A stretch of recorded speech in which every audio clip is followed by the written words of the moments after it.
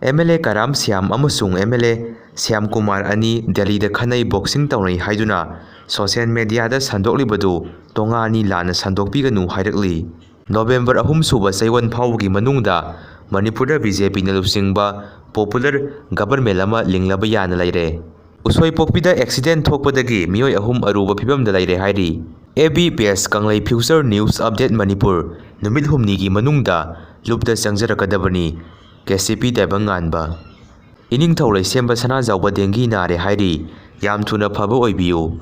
Delhi da MLA sing chalibasi chaba thakpa chatpani MLA Lokeshwar. Speaker Saitra Batana lusingduna anogba lengak sembada hanagi sem birena sawatkhre haina social media da viral oirakibadu aranba wafamni.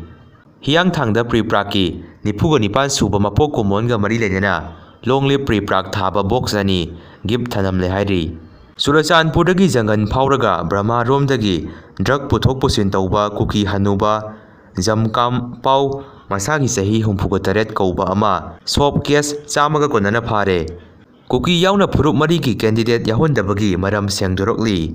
United Kuki National Army UKNA na la loidri yamwali Surachanpurgi yumthong khudingi lupa samga pirakadabani haina notice thokre. Mamangdasu education oiba institution khudingmaksu lakh manga piu haibagi wathok oikibani.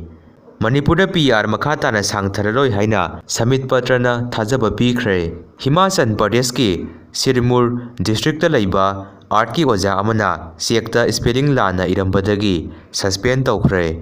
Lamlaki sa usek singbu ngak senduna thamlabadi mahausa na ikhoigi lefamsu pigani haina Manipur gi governor Ajay Kumar Balana Sayola masumna satharakpa 63 Wildlife Week celebration loisinbagi thoramda haikre.